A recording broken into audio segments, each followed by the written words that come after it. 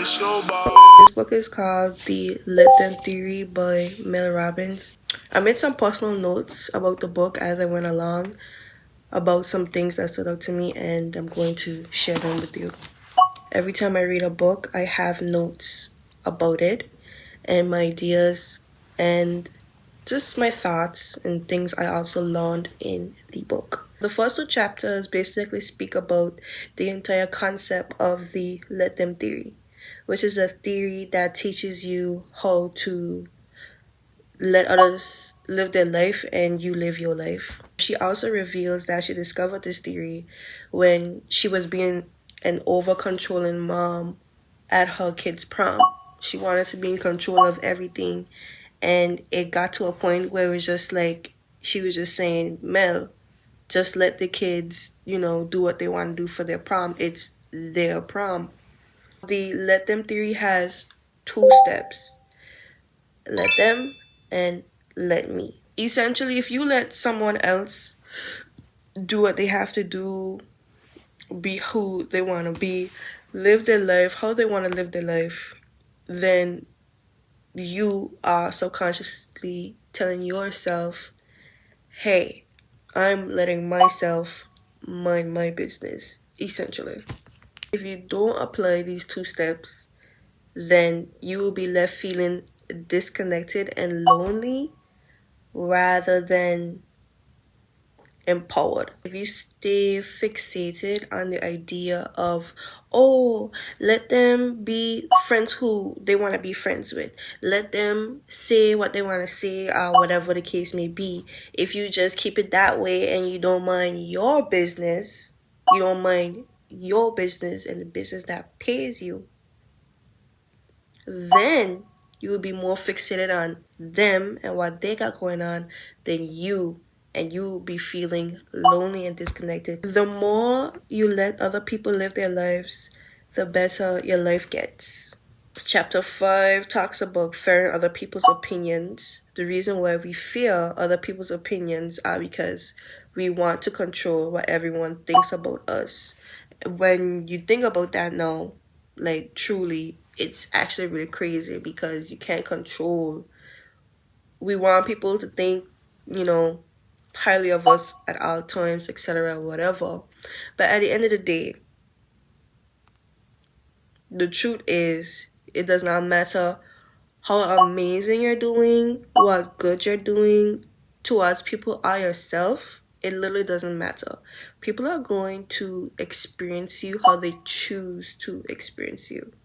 Chapter 6 is called How to Deal with Difficult People, but essentially it's talking about family and really how to deal with adults who feel differently about your decisions that you make in your life. The reason why family feel like they have more input is because of an unspoken expected system.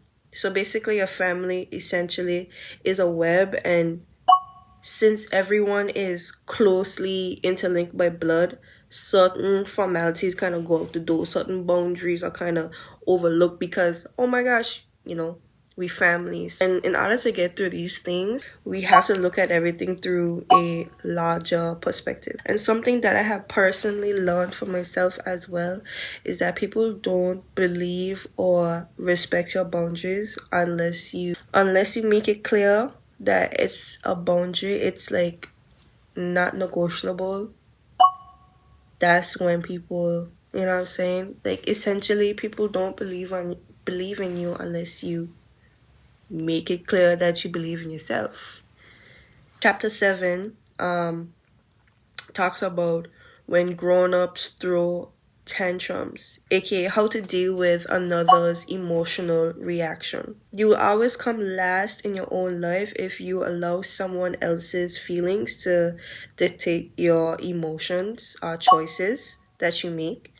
Mel believes that children and adults don't act that much differently. So, child behavior equals adult behavior. When it comes to emotions, we act the same, even as emotionally mature adults.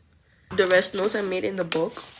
Chapter 10 is basically about changing your perspective on comparison. I think this was a good chapter because it really talks about using comparison to your advantage rather than okay. So mastering adult friendship, this chapter was an interesting chapter. It's definitely been something that probably was a highlight for me last year or the year before.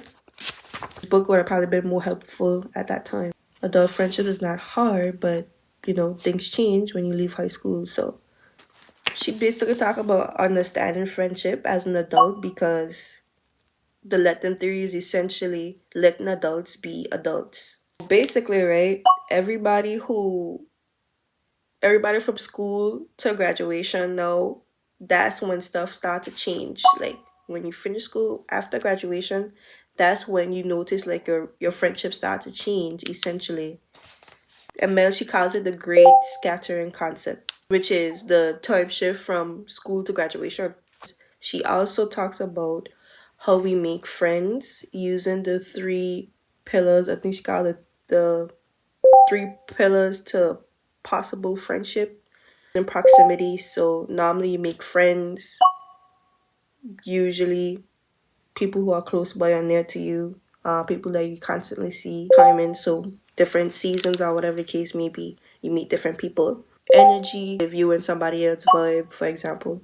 Chapter 16 to 17 talks about helping someone who is struggling, allowing people to heal and not bringing everyone on your, you know, your journey or forcing people to heal earlier than they are ready because the truth is we heal as adults when we choose to, and normally that happens through either immense pain. Last remaining chapters from 18 to 20 talks about love.